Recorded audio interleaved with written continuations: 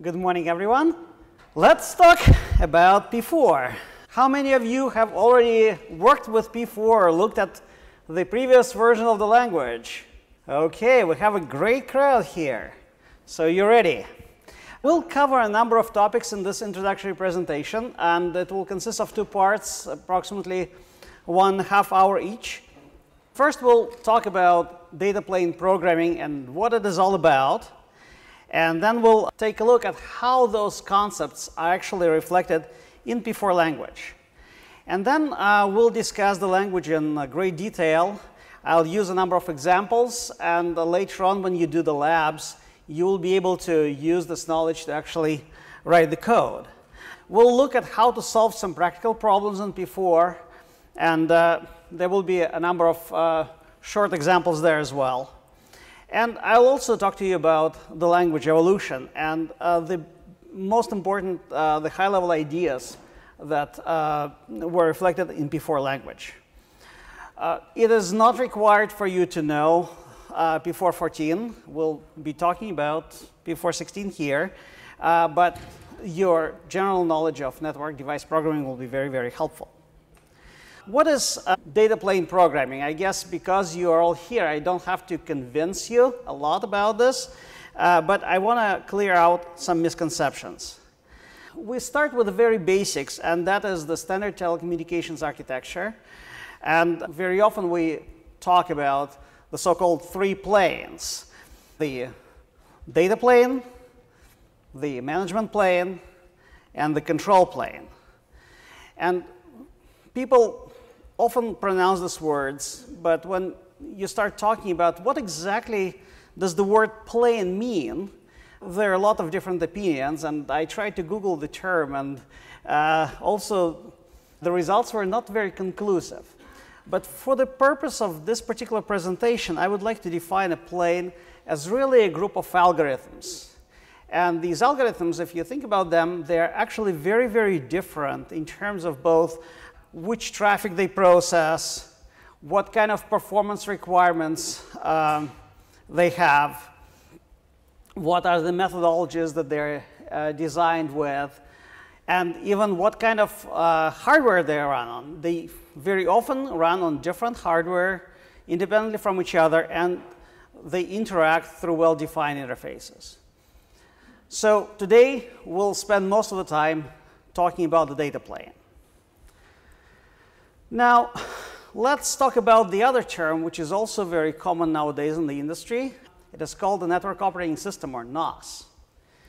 Let's think about what constitutes a network operating system.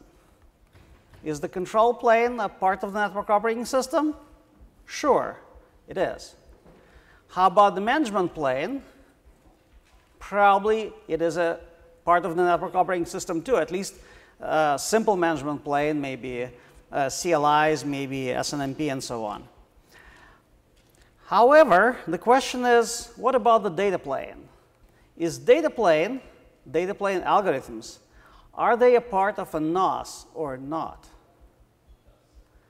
Well, in the past 10 years or maybe even more, people who would write NOSes stopped writing data plane code because it all got encapsulated into the ASICs. And the reason for that is very simple. It's just the speed with which we need to process the packets.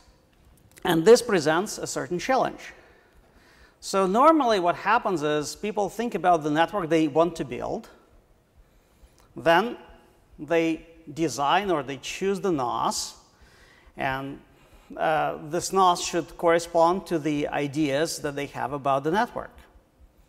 And so they have the ability to write their control plane and protocol stacks. They have the ability to write their management plane.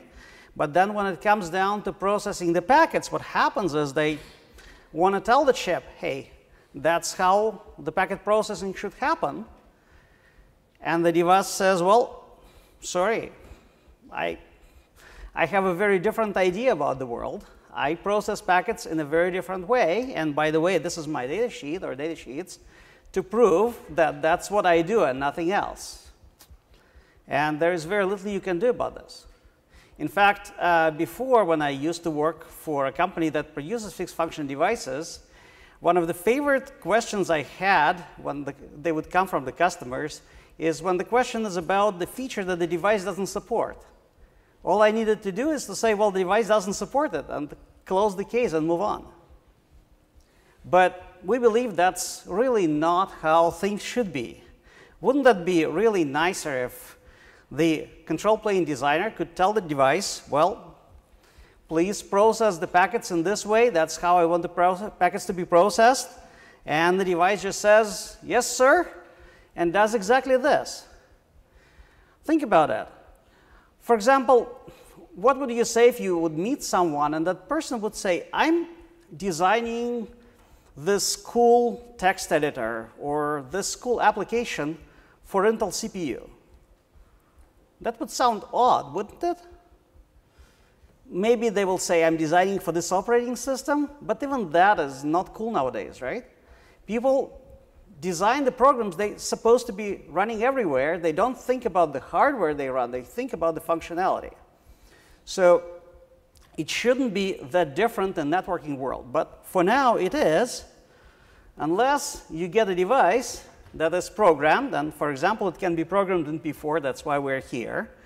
And that allows you to take back the control and be able to do the whole stack yourself.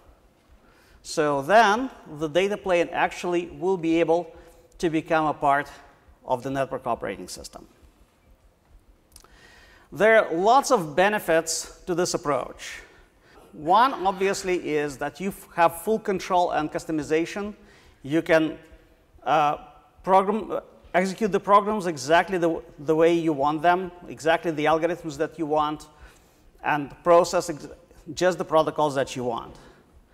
Secondarily, you can always add new features because the device, is programmable. If you can write a program that processes one kind of protocols, you should be able to add other protocols later on or replace one set of protocols with the others. It's all possible.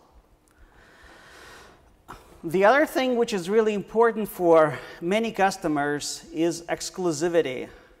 And that means that when they want to implement some very, very custom protocols, they do not necessarily want to share their knowledge and know-how with the silicon vendors. And that is the same thing as with programs. When you write programs, you don't have to go and tell Intel or ARB or anyone else what kind of programs you write. You just keep them to yourself if you want to. The other benefit, which we don't think of when we talk about programmability, is efficiency. The reason is that the devices, the silicon devices, that is, the ASICs, they have only finite amount of resources. If you have a fixed function devices and you don't use all the functions, and that's normal, then a lot of resources is just either dead silicon, maybe it's turned off, but very often it's still leaking the energy. When you have a programmable device, then you should be able to dedicate all the resources just to the processing you need. And if you don't need that much processing, those resources can be easily shut off, and you will achieve either the scale or energy efficiency or both. The fifth, also maybe not very obvious advantage of having programmability is the reliability of your networks. When you have a program which has tons of features and you really don't need all these, you typically don't bother to learn all of them, and they're kind of shut off, but maybe not fully. So you might not even be aware of what the program is doing because it has such rich functionality, and that means there could be bugs lurking around, exploits, and so on. Again, when you have a program that is doing just what you need, the possibilities of this type of dark code are much lower. The last advantage of using a programming language like P4 is the ability to look inside the device. And what we will see in the examples that will follow is in P4, it's actually very easy to mix in the packet headers that we process with the intermediate results that occur when the packet is processed. You can easily export them, for example, through the packet headers. And as a result, it provides you a great insight into what is happening in the data plane at the data plane speeds. To make the data plane programmable, and I hope I was able to quickly convince you if that was necessary, that it's a good thing to do, we need to create a programming language, and in this section we'll discuss the design of P4. First, I'll briefly talk about the history and the status of the language, and then we'll talk about the abstract model of a data plane program. The first ideas about data plane programmability, and Nick briefly mentioned that, appeared at around probably 2013, and that's where the initial idea was born, and also the name P4, which stands for Programming Protocol Packet Processors. That's 4 letters P. And then the language started to take shape, so the first paper was published in about 2014, and that's why the original version of the language is currently being called P4.14. And then about August 2014, there was the initial draft specification. Very soon, there was the first official specification released, and then you could see that little by little there were minor tweaks here and there to the specification. So the current one, which I hope is also released around today, will be version 104, and the changes are really minimal there. The idea of the successor language germinated for some time, and around April 2016, the first commits went into the public repositories. And then, as many of you know, the first draft specification for public review was released in December 2016. And so that gave us the language name P4.16. So one thing we observed is that there are 2 types of language versions. One type is when language has a version like, Python 2.7, 3.2, Java has this numerical versions, Ruby, many other languages. And then on the other side, there are languages which have year in their name, like C99, Fortran 95. Some of you, as old as me, might remember like Algol 68, and so on. And so we were thinking about why this is happening, and what we noticed is that the languages that tend to have a lot of implementations and wide adoption, they usually use the year, and the language which really depend on one single implementation, those use the version because it is really the version of the implementation rather than the language. And so we thought that, we really want P4 to be implemented in many places. It's not supposed to be tied to any particular implementation, and so the year would be cool. As we just told you, the first specification was released, or is the process of just being released, but it's all on GitHub. And then we hope there will be minor revisions. But as we look at the language, you will see why we believe it will actually stay quite stable. When you refer to the language, you'll see 2 kind of spellings. Terminals, we use underscore, P4_16. And then in publications, we use subscript. And those of you who are familiar with tech probably know that underscore means subscript, so that's how it came about. The language is designed publicly in a community fashion. There is a P4 language consortium, and I think a lot of you might be coming from companies which are members of the consortium. So this is a big list of the companies. I think I counted was about 66 or so. The membership is free, and we encourage you to be a member or to talk to your company to become a member of the consortium. Then you'll have all the benefits of the membership. And the license that we use for P4 is a very liberal Apache license, so there is no worries about your secrets being leaked or anything like that. So what were the design goals for the language? It's supposed to be a logical evolution of P4 14. So it uses the same premises about how packets are processed in high-speed pipelines. It uses the same or very similar basic building blocks. However, the language was specifically designed to become much more expressive, convenient to use in both reading and writing the programs.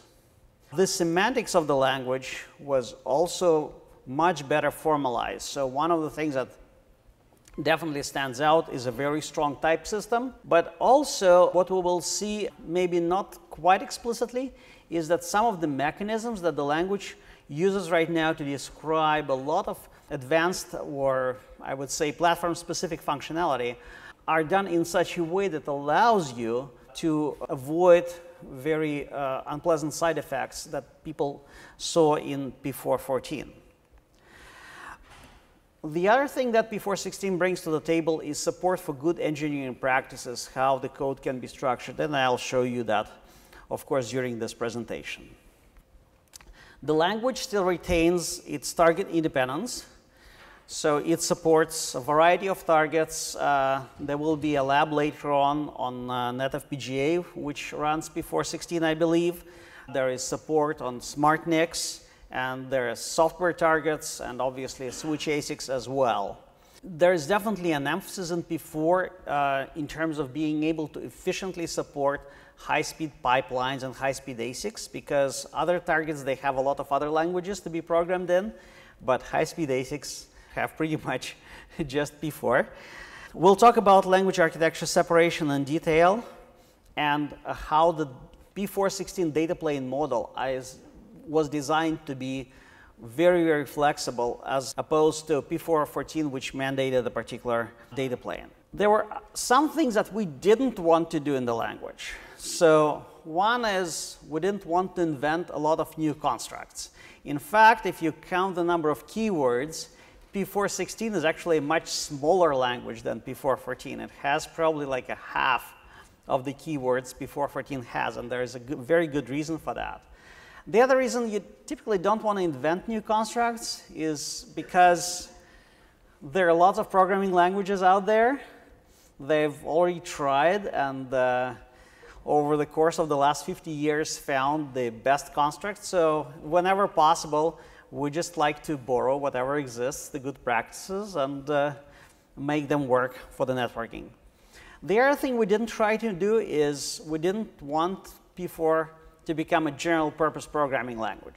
One challenge that I see is that people probably would not be doing a lot of home projects in P4, because it is a low-level programming. It's programming of the data plane, and then you have to do a lot of other stuff.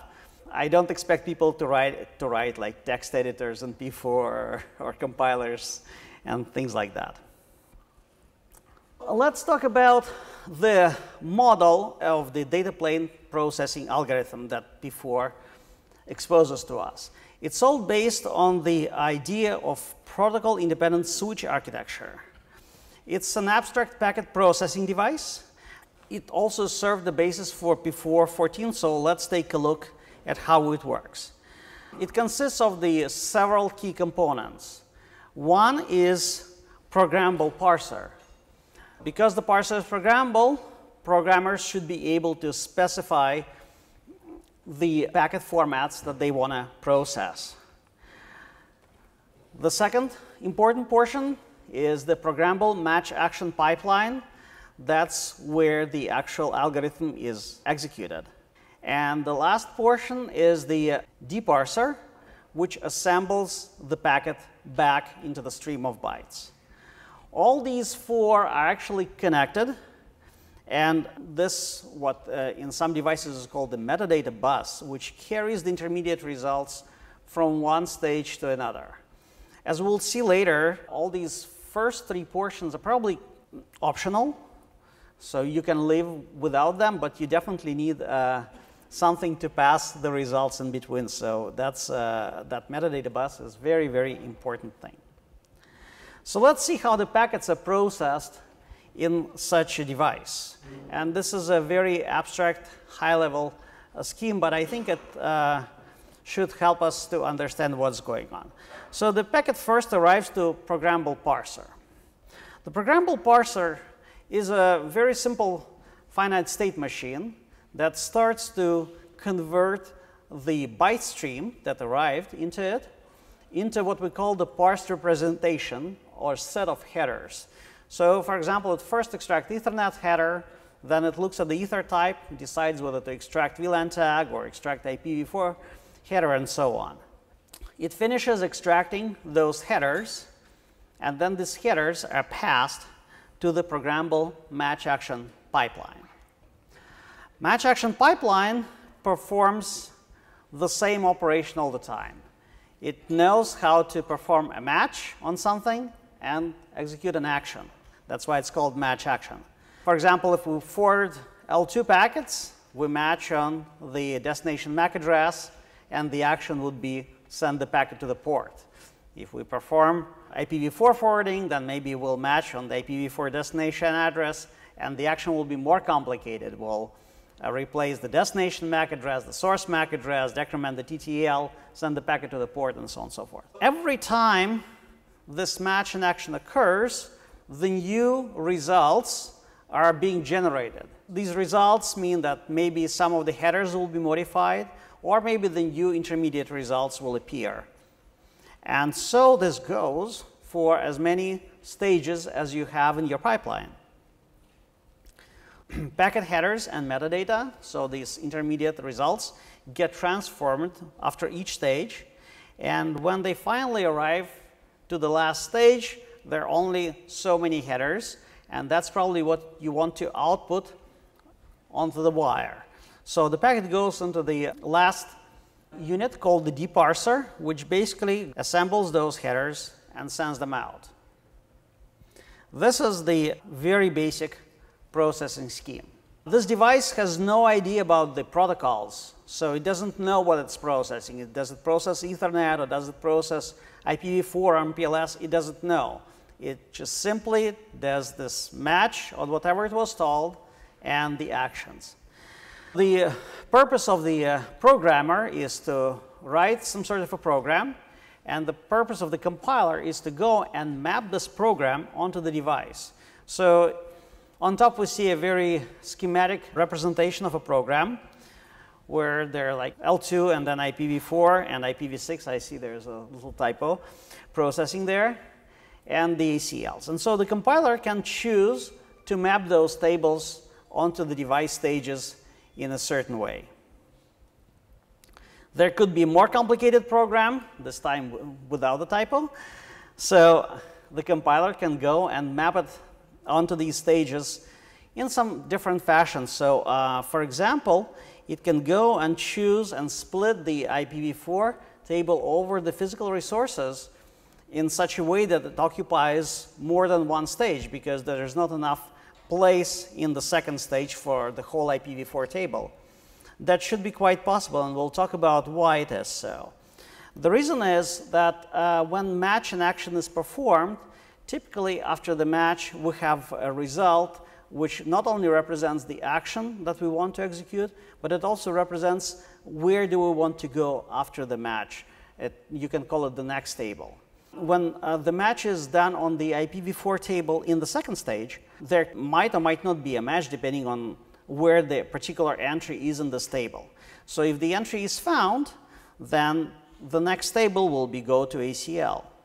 If the entry is not found, the next table result will be go and check in the second portion of the table, and so on and so forth. So this particular architecture does not limit you in terms of how you can place the tables. And that's how most of the devices that we know work anyways. Now, the pipeline that we just saw is not quite complete. It's not really a switch. To build a real switch, what we usually need, we need to have two pipelines. We need to have the ingress pipeline, and we need to have the egress pipeline and some device in between them, because we need to handle a couple of different relationships. We need to be able to handle what I would call N-to-1 relationships. So when multiple ports send traffic to a single port, queuing should occur typically. There are also one-to-n relationships, that is multicasting. So the packet which comes from one port, a single packet, can be replicated multiple times to a variety of ports. And also, typically people throw in scheduling into this device as well. So there are multiple names for this device. Sometimes people call it TM, some traffic managers, sometimes they call it MMU, sometimes they call it PRE, Packet Replication Engine. My favorite name is PQRS, Packet Queuing Replication Scheduling, you choose. This is the model that, if you are familiar with P414 language, that is the model that was encoded in the language specification. However, there are multiple other models that people might want to have. It all depends on their device. For example, if you look at the original scheme, it pretty much perfectly reflects what happens in a SmartNIC. SmartNIC, if it has especially only one port, it doesn't require any devices in between or two pipelines. That was fairly easy to achieve in P414. You just wouldn't specify the egress pipeline processing. But there are lots of other alternative switching models. For example, you can have a device with fully symmetrical pipelines. So after the ingress pipeline, you deparse the packet, then the deparsed copy goes into the traffic manager or replication engine, and then it's parsed again in the egress and then deparsed. This is also a very sensible model. Many devices have this model, not the one that I described first. According to P414, this model would be out of spec. There was no way to program this device. So in P416 specifically, and I'll show you how it is done, it is no problem. These devices should also be supported. How about this model? Maybe you want to parse some packets, do some processing, then parse some more. This is actually very useful if you want to process tunneled packets, especially things like MPLS. Again, very sensible model, so the language should be able to support it, and actually it does. There could be many other combinations as well. The other thing that is really important is that because we are quite limited in high-speed pipelines to how many steps we can do, they usually contain some specialized components for complicated calculations. Those could be devices to calculate CRC or hash. Those could be special devices to generate random numbers. There could be devices to do other types of special processing. In reality, lots of these devices have those funny, little, but very useful and shiny components. In P414, every time we would find that there is a useful component, the only option was to amend the language and introduce a new keyword or some sort of a construct to program such a component. And obviously, then you realize there's so many of them. So P416 offers us a very nice way to deal with them in a very generic way, and we'll talk about that as well. The idea behind the approach is basically to separate the notion of a target, which is really a particular hardware that implements your machine, sort of like a CPU architecture, and P4 architecture, which is the set of the P4 programmable components that you have on the device. In totality, I will be using a term, it's not in the spec, but I find it useful, a term called P4 platform, which is a P4 architecture implemented on a particular platform. So what it allows us to do, it allows us to keep the core language fairly small, and community can develop the language which is common for everyone. It contains all the core constructs, and it also contains the core library of very, very simple things that every system should implement anyways. And then every vendor who is providing their own platform, that is the device implementing a certain architecture, will be supplying as part of their compiler backend a library of their external components, that is those little shiny little components inside the pipeline, and the definition of their architecture, which is the set of P4 programmable components that form the pipeline and the interfaces between them. So one of the targets for which P4 is available is, probably many of you heard about it, is a behavioral model. It's a community developed target. Right now it's in version 2, so it's called BMV2. And obviously, in this case, the vendor for this target is the p4.org, the community that you are all members of. And so for that particular target, obviously, the backend will be provided by the community and not by any particular company. So this brings us to the question of how portable P4 programs are. P4 programs, as we long ago established, are target independent. So if you think about languages that you're all familiar with, like C and C++, when you write programs in those languages, you typically do not think about the CPU too much. So the same program can execute on any CPU. That is what target independent means. Now, at the same time, P4 programs will be architecture dependent. And that is, again, very similar to traditional programming languages. Even if you program in C, if you want to do something more than just perform the abstract computations, you need to have I/O. You need to use some libraries to do windowing or whatever. And so porting the program from, say, macOS windowing system to X Windows or to Windows, Microsoft Windows, is usually not trivial. In that sense, C programs or C++ programs or whatever else, they are OS dependent. So same thing happens with P4. Programs are architecture dependent. Each given target, however, can implement multiple architectures. It's all up to the vendor of that target. And same way, like you can run multiple operating systems on the same CPU. What we try to do right now in P4 Design Committee, there is a special group responsible for defining a portable architecture, which hopefully people will be able to implement on a variety of targets, in addition to their private proprietary architectures if they wish to do so. That allows us also to have multiple targets that will support that same portable architecture. For the purposes of this class, we'll discuss the so-called V1 architecture. V1 architecture was developed to make the transition from P4.14, and P4.14 right now is in version 104, so that's V1, where V1 comes from, to make the portability of the programs easier to P4.16. So this architecture very much resembles the architecture defined in P4.14 specification.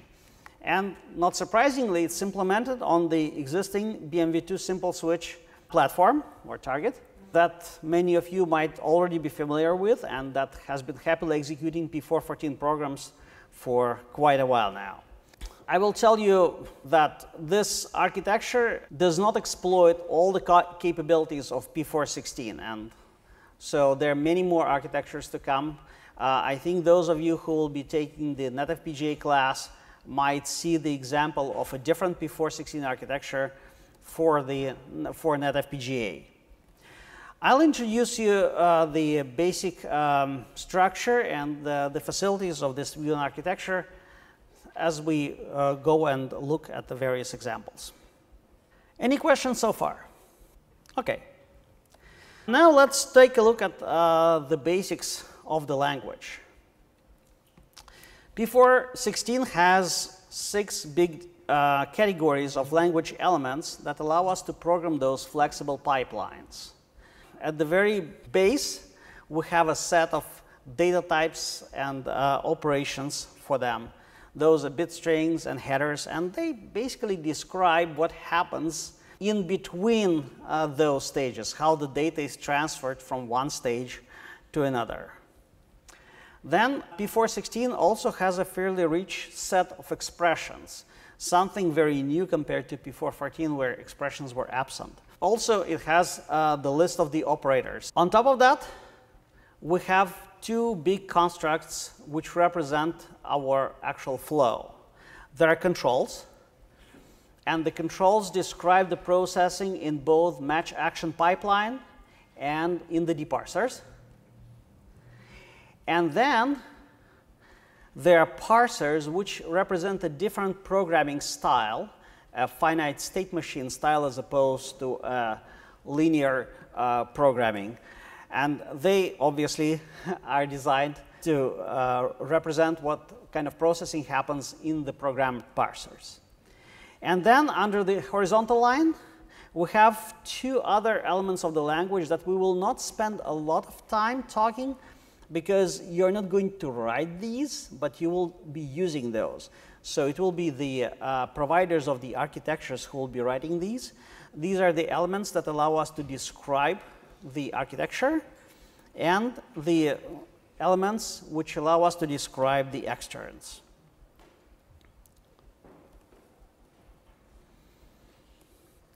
So let's take a look at the very simple header definition using the data types that P4 provides. Here's the definition of the Ethernet header, and it demonstrates that P4 has some basic types. In this case, we just use the bit n type, which represents a bit string of which is n bits wide. I think this definition is fairly self-sufficient. P4 also allows you to have some more basic types. So there is the signed integer type, which is int. And then there is a var bit, which represents a variable length string of the lengths up to n. And I'll show it on a couple slides later. The other thing that you can also see here is that we combined these three fields into a derived type called header. Effectively, what this construct did, it defined a new type called Ethernet T. And headers is probably one of the most important data types in P4 language. It is an ordered collection of members, meaning that if we try to convert a byte stream into header, then the members should appear exactly in that order. There are a couple of things that headers also have to satisfy, so they should be byte aligned, so that the total length of the header should be a multiple of 8 bits. And headers have a very important property. They can be either valid or invalid. If the header is found in the packet during the parser, it becomes valid. If header was not found in the packet during the parsing, it's invalid. But then I'll show you there are facilities to make headers valid or invalid. And that basically means that we can add or remove those headers from the packet. So headers can contain only those three types of data, either the unsigned integers, so bits, ints, signed integers, and var bits. So here's another definition of another header, which you're probably also familiar with. It's a VLAN tag. I hope there are no doubts about what's there. In here, unfortunately, the animation I just see a little bit screwed up, but instead of bit 1, you can just write bit. It's a nice shortcut that you can use. And then here I'm showing you another derived type. It's called struct. So structs are very similar to C structs, and unlike headers, they can contain elements of any type. So you can have structs of headers, or for example, you can have struct of header stacks, which are arrays of headers, like what we do with VLAN tags. There could also be structs of structs, and so on and so forth. So that's a very powerful new data structure that was introduced in P4.16, and it should allow you to structure your programs much better than before. The other nice construct that P4.16 introduces is a type def. For example, when we try to define our Ethernet header, we can define a type for the MAC address and then use this type in the definition of the Ethernet header. That is also possible. Again, you can rename any type that you like. Here's, as I promised, a demonstration of the variable length type var bit. Here is obviously the definition of the IPv4 header. And IPv4 headers might also have a variable part called options. Here, how I decided to declare the options. It is basically a bit string of variable length. Usually what is useful when you do in P4 when you declare headers, they do not necessarily have to correspond to exact protocol headers as you define them. In this particular case, it actually might be easier to define two separate header constructs. First, you will extract in the parser, and I'll show you how to do that, the portion of the header which has the constant length, and then you will use the IHL field to decide how many bits to extract into the var bit. This is also supported. Besides the fact that structs can be used to organize your headers, as I showed 2 slides before, they also have a very special role in defining our overall system.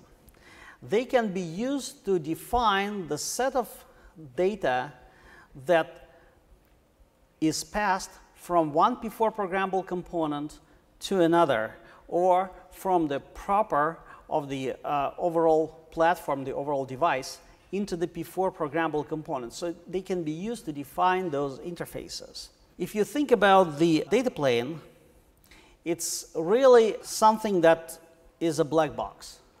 This is your device. It's a P4 platform, but then inside there is some space that could be filled up by your P4 code. The reason is, no matter how programmable the device is, there are always fixed components, just a matter of life. Before the packet, for example, can get into the programmable parser, it has to go through a MAC. And it doesn't really make a lot of sense to make MACs programmable. Instead of trying to define those fixed function devices in the program, we don't need to do that.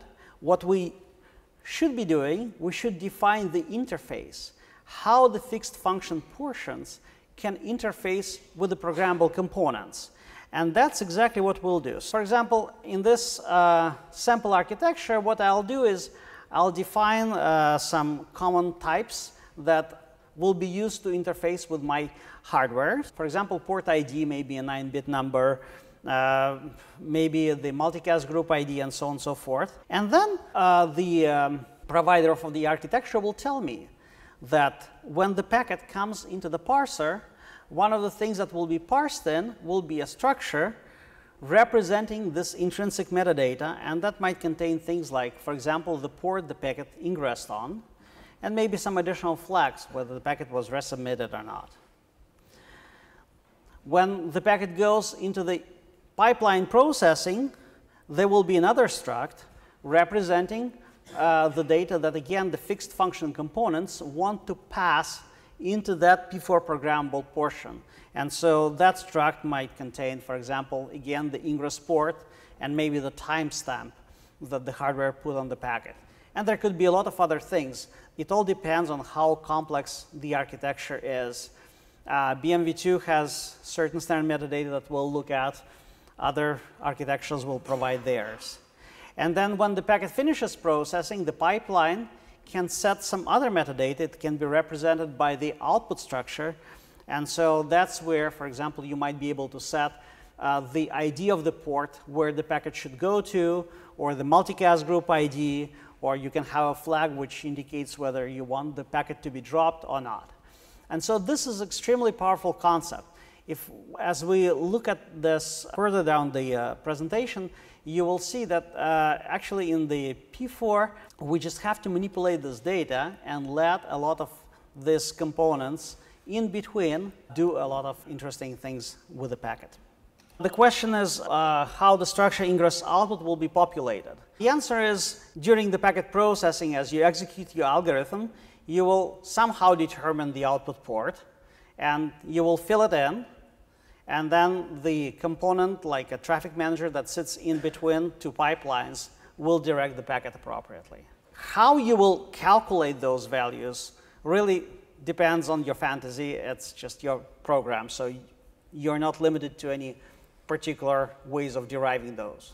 The question is, will you get this data as a result of match action? And generally, yes. It's some computation that you will perform, and most probably it will be match action. The question is, who will provide the definition of the structures? And the answer is yes, it will be provided by the vendor. To operate a device provided by a given vendor, he will give you the list of those structures, and you will just fill those in once, right at about when you're kind of finishing processing of your P4 component, P4 control or P4 parser, for example. The question is, can you specify the format of the metadata field? So there are two types of metadata. One set of metadata is the one that you define, your intermediate results, your variables. And those, of course, you can define any way you want. These are the interfaces between your P4 programmable components and the actual hardware, the fixed portion of the hardware that is provided by the vendor. And obviously, those probably cannot be changed except by the vendor. OK, last thing, just to show you how to declare those regular variables. It's very simple to how we do it in the other languages. So you just use the type and the variable name. You can also initialize them as you do in C. And P4 also supports a nice const construct, so you can define constants, which is much better than using pound defines in C. And there's also a fairly familiar construct, which is called, formally speaking, a tuple, which allows you to initialize structs or headers. That's shown at the bottom. So now let's turn our attention to programming of the parser. Before we start doing that, let's see how the parsers are represented in V1 architecture, because that's what we're going to do. The basic idea of the parser is to turn a byte stream into the set of packet headers. There are two mandatory arguments to every parser I can think of. One is the input packet, and the output will be a struct of the headers that you want to have. If we include two files, core.p4 is the file that you'll be including in every program, and that is basically definitions in the core library, in the core language. And the other one, v1 model.p4, you'll be including every time you want to program for V1 architecture. Then what you can do, you can define a structure representing the set of headers that you want to find in your packet that you want to process. So in this particular example, maybe it will be the Ethernet header, the VLAN tag, IPv4 header, and IPv6 header. Now, the other thing that V1 model allows us to do, it allows us to have an additional intrinsic metadata passed into the parser, and that will be the ingress port number. Other architectures can have a lot more. Some might have something different, but in V1 model, that's the ingress port. So we have two inputs, one output, and this input will also be represented as a struct, though that's not necessarily a requirement, but it's kind of nice to do. And then, very often, mostly in order to conform to P414 specification, parsers also allow you to have the user-defined metadata passed into them. And the idea is that the architecture can actually initialize this metadata to 0, as P414 specification was mandating. What's in that metadata? I don't know. You'll define. It might be empty if you want to, or it can contain some particular fields that you would like to be initialized by the device. And then this is the definition of the parser. So what you could see is a special construct, and we'll talk about it a little bit later, but it's called packet in. It's effectively an extern defined in the core library, which represents your packet. It has certain set of methods that we'll take a look at later. It has the output parameter, which is our headers T, my headers T structure. It has the in-out parameter, which is your metadata, because it's both input into the parser and output from it. And there is another input parameter, which is parser input T, and that's the input metadata to the parser. This is another thing that you will notice about P416, is that when we declare parameters to many actions and controls, they have direction. And this obviously allows us to have good programming practice. So if there's an output, the compiler can verify that you actually didn't forget to set this output to some value. If that's an input, the compiler will ensure that you don't try to write into it, and so on and so forth. This makes the language much safer than before. This is the definition of the parser. What are these parsers? Well, in P4.16, parsers are special functions which are written in a style that is a little bit unusual. Instead of having a sequence of statements, they have a set of states and then the rules how you can transition from one state to another. All the parsers, they have 3 states that you cannot really avoid using. The first one is the start state. Every parser must have a start state where that's where the processing starts. And then there are 2 states that you cannot define. They are predefined. One is called accept, when you want to indicate that the packet is accepted. And the other one is called reject. That's where you send packets that you don't want to deal with. Now, even for the reject state, the language does not specify what will happen to the packet. It is the architecture's job to tell you that. So it could be that on some architectures, if you say, I want to transition to reject state, the packet will be dropped.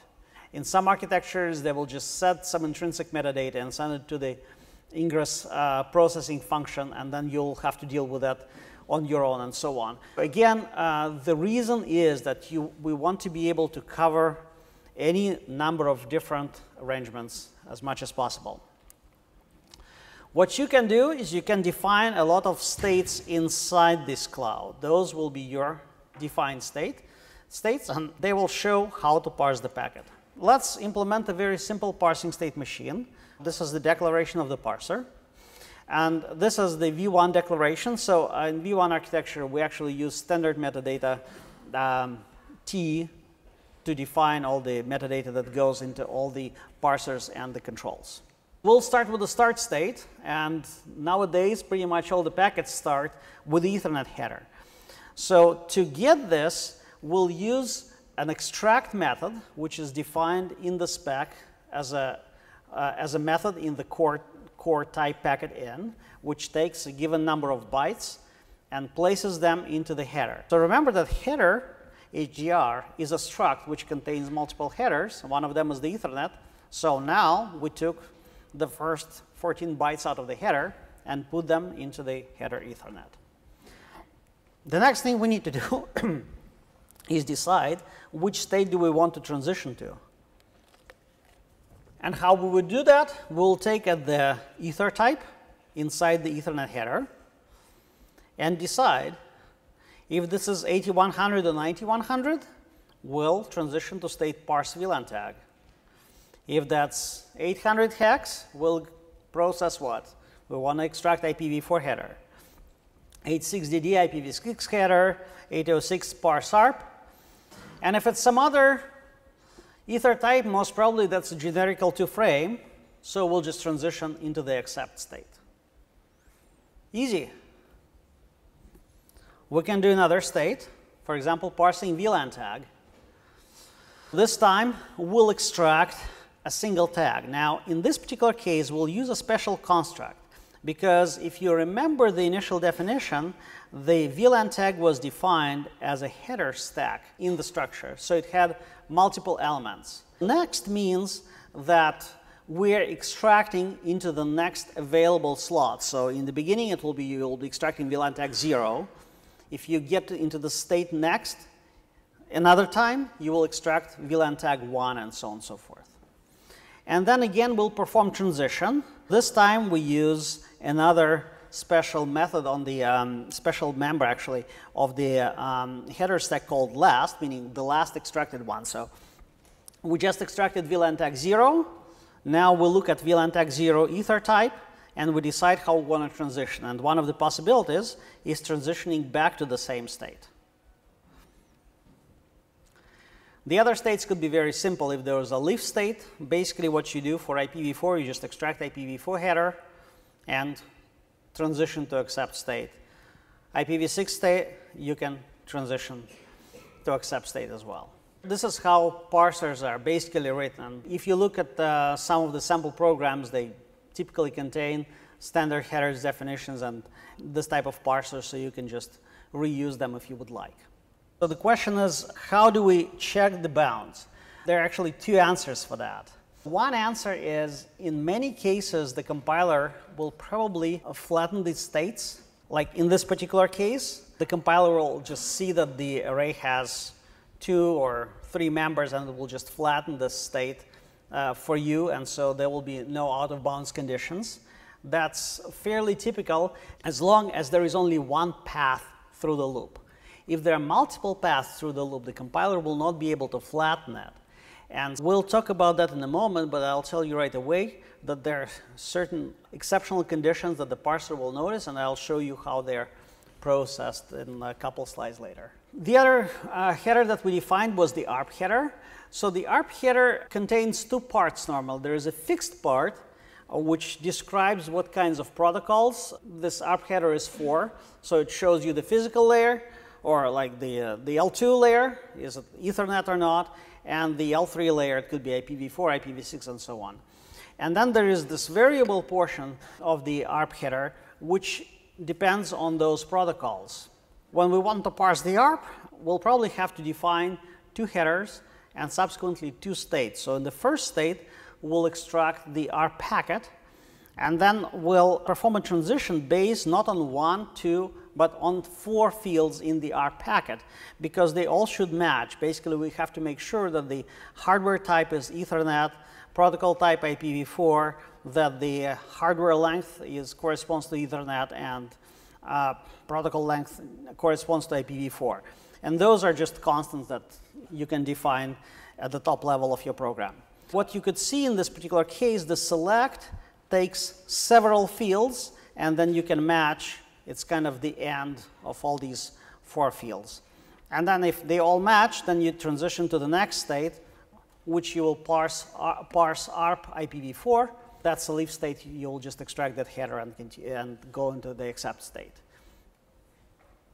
So the similar construct might be very useful if you want to, for example, parse IPv4 and then go and parse layer 4. Typically, you need to ensure not only that the protocol is right, but that you're processing the first fragment of the packet, and that's where you would use the same type of matching on multiple fields at the same time. Another thing that you can do in the parser, you can actually try to verify that your packets make sense, because from time to time, we know for a variety of reasons in the network, we see packets which are malformed. There are a couple things you can do. You can detect that the packet is incorrectly formed and doesn't follow the protocol rules, and then you can probably transition to the reject state, and then it will be up to the platform, as I described, to decide what to do with it. To do that, in the core language, there's a special type called error, which basically serves to indicate the parser errors. This type looks a little bit like an enum, and you can see some of the standard conditions are defined there in the core library. So to answer your question, there is a condition called stack out of bounds that will happen if we get to the point where things are not right. So if such an error is detected, the parser will automatically transition into the reject state. However, unlike typical enums that we have in the other programming languages, you are allowed to amend this type. So you can go and define new exceptions, new conditions, new error codes that you want to be able to detect in the parser. So you can have as many of those error statements as you like, and they will be all added to the standard error enum. As an example, let's say we're looking at IPv4 packet. There are a couple of conditions that should not be happening. So for example, we decided to extract IPv4 header, remember, because the ether type was 800 hex. But then in the IPv4 header, the first 4 bits represent the protocol version, and they should be equal to 4. So we can check that. And to do that, we use a special statement called verify. It takes 2 parameters. One is the condition, so we check that the IPv4 version is 4. If this condition is not met, then we'll generate the error. If this error is generated, the parsers will automatically transition us into the reject state. Similarly, you could check that the IP header length is no less than 5. It cannot be less than 5 because the fixed portion of IPv4 header is 20 bytes long. If this condition is not met, again, we can automatically transition to the reject state with this error. And so those errors can be passed further through the pipeline, and then you can decide what to do with those packets. Sometimes it might be useful instead of, the question is what happens to the packet when the verify statement shows the condition is false, right? And the answer is the parser automatically transitions into the rejected state, and the error is set. The error is set inside the device somewhere, but what happens is that the other components defined in this architecture might receive error as their input, as their intrinsic metadata. And so then they can perform the actions that you would like to. The question is, can you go back in the packet? The answer is you cannot go back in the packet, and generally in the pipeline, you cannot go back. So pipeline always moves. But I was just about to show you the slide where you can look forward. And so that probably will solve what you want to do. Looking ahead. So instead of trying to extract the packet and then transition and reject, maybe you don't want to do that. So the packet in extern type that is defined in the core language provides another method, not only extract, but there is another method called look ahead. What I will do, I'll demonstrate a typical heuristic that people use when they parse MPLS. You probably know that MPLS has this property that it doesn't indicate what type of the payload it carries. You have a stack of MPLS labels, and then you don't know. Maybe it's IPv4, maybe it's IPv6, maybe it's Ethernet. Typically, you need to do some expensive lookups and stuff like that. But there is a very typical heuristic that people do. They look at the first nibble, and if it's 4, they assume it's IPv4. If it's 6, IPv6. Otherwise, they assume it's Ethernet. And some people look even deeper. So that's what I wanted to demonstrate in this particular example. First, I defined the state to parse MPLS. So it's fairly straightforward. We extract the next MPLS label, and then we'll look at the boss, bottom of state bit. If bottom of state is 0, we transition back into that state, so we parse as many MPLS labels as we can, and if it's 1, then we parse the payload. And when we parse the payload, we will do the following. We will select based on the look-ahead method. So this is actually a very interesting construct here. This look-ahead method, it looks like a templated invocation, and for those who are familiar with C++, so it basically takes a type. And so what it says, let's look ahead from the point where the current cursor is and pretend that this is an IPv4 packet. And out of this IPv4 header, I'm sorry, not the packet, but the IPv4 header, I want to take only one field, which is called version, which effectively means let's take the first nibble, but I think in a much nicer way, because you don't have to put the specific bit offsets and stuff like that into your program. You just you express what you want to do in the typical high-level way. And then if this version is 4, then we'll go and parse our inner IPv4 header. If it's 6, we'll parse inner IPv6 header. If not, we'll hopefully go and parse inner Ethernet. You know, it doesn't mean that we'll have to go and extract the whole IPv4 header beforehand or whatever else. It's just, you know, you look ahead a little bit and you make your decision. So that's what the look ahead construct allows us to do. The question was where it gets stored. Where it gets stored really depends on your target. For example, for the targets which have very wide metadata bus going through the whole pipeline, the compiler will typically go and allocate certain bits on this bus. So these bits will be for MPLS label 0, this is for MPLS label 1, this is for MPLS label 2. That's one of the reasons, for example, the compiler might decide to unroll this loop, is because it's actually easier when it's unrolled to say, well, this MPLS label now, we're filling this part on the metadata bus, this part on the metadata bus, this part on the metadata bus. And with the software targets, is just, you know, a regular array most probably, and so on. The question is, how would you refer later to this elements of this array? And the answer is there is the same index operation, which uses the brackets, and you can specify the index. Depending on the platform, you might not be able to specify it as a variable, or you might be able to specify it as a variable. That depends. The syntax is very similar to how you refer to arrays. It's only in the parser that we really want to treat this as a stack. So that's why we use this next and last methods. And in the match action pipeline, you should be able to just index the arrays as normal. The question is, can you have a array or header stacks of variable length?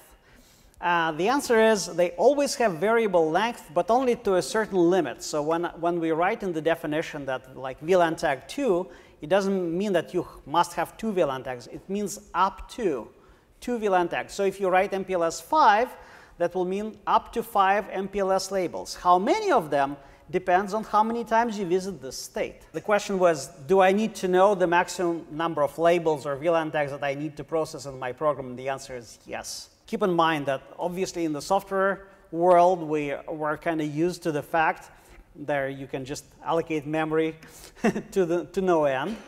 But in the world of high-speed data planes, usually you have to plan ahead. So you always have to specify the maximum first. But then it's variable up to that maximum. Now when the packet is parsed, we can go and take a look and see how we can program our match action pipeline.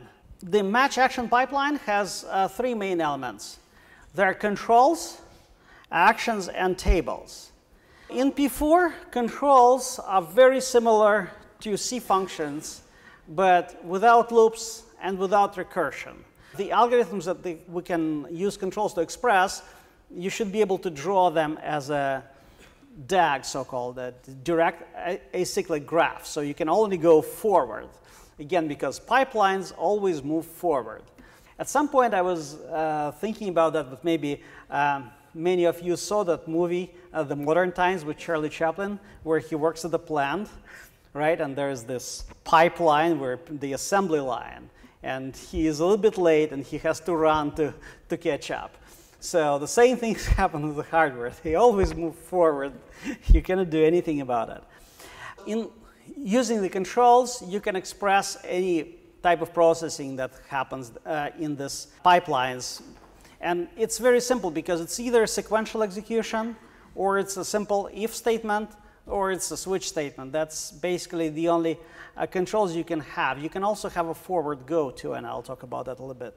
Most of the processing that we do, except the parsers, can be expressed in a graph form, DAG form. Not only match action, but for example, deparsing, the assembling of the packet back into the byte stream, can be expressed as a direct acyclic graph. Things like checksum calculations and all that also are expressible in the same form. So control is a very, very generic element of P4.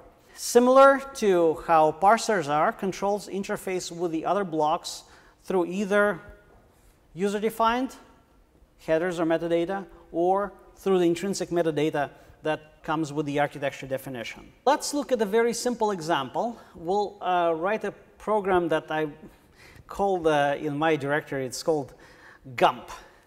And it's, if you saw the other movie, Forrest Gump, remember how he was practicing ping pong and there was a wall and he was just shooting the ball all the time, and the ball would always return the ball back to him. So this will be a very simple reflector program. What it will do, it will just take the packet, swap the destination and the source addresses, and send it back out at the same port it came from. This can be written as a very simple control. Again, this control is written for the V1 architecture. And V1 architecture defines controls as follows. This is the definition as per V1 architecture. It has the following inputs. It's user-defined header, user-defined metadata. Those also serve as the output, so that's why they're in-out. And then there is standard metadata. But some of the fields of the standard metadata really serve as inputs, things like the ingress port and ingress timestamp. And some of the fields in the standard metadata structure serve as the outputs. So for example, the egress spec, which represents the egress port, and the multicast group, and the egress queue, and so on. So let's see what we're going to do. I'm just going to swap the Ethernet MAC addresses. Just define a variable which represents a MAC address, 48 bits stamp. I'll swap my MAC addresses the same way we learned in our first computer science class a long time ago. And then I do another assignment, which looks very, very simple, but it's very, very powerful. So what I do, I'll take the ingress port from the standard metadata, so that's what the control was called in, so that represents the port the packet arrived on. You can follow my mouse, I hope, right? And then copies this value into the egress spec. Once the packet gets out of this control, the component, the packet replication engine, which sits between the ingress and egress pipeline, will take this and send the packet to the right port. So this is a very simple code that still does something useful. And as you could see, it resembles the code in any other programming language that you used so far. The question is, who is going to call this control my ingress? That's a huge question. And that's the whole idea behind P4 architectures. So remember how we discussed that each device is like a black box, and inside there are those controls. One of the ways to think about these controls and parsers, because you could have asked the same question, who calls the parser my parser?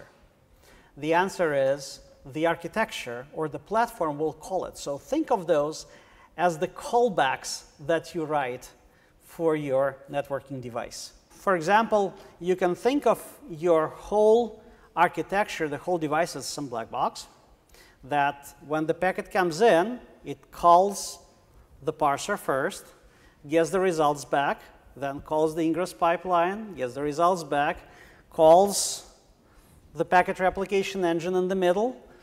It does its own thing, then it calls the egress pipeline, and so on. So if thinking of those components as callbacks is probably actually the easiest way to write your programs and do the processing. I'll talk about how to package them at the very end of this presentation. It's very, very easy. There's kind of this conceptual type error where you've got an egress specs, which is presumably some type of specification, and you're assigning a port to it, and it seems like those are different things and should be different types. With regards to the types, please notice that even though the names, one says ingress port and the other one is egress spec, the type is the same. It's bit 9. It's 9-bit fields, and so P4 16 will be actually very particular. If the width will be different, you'll have to use a cast or something like that.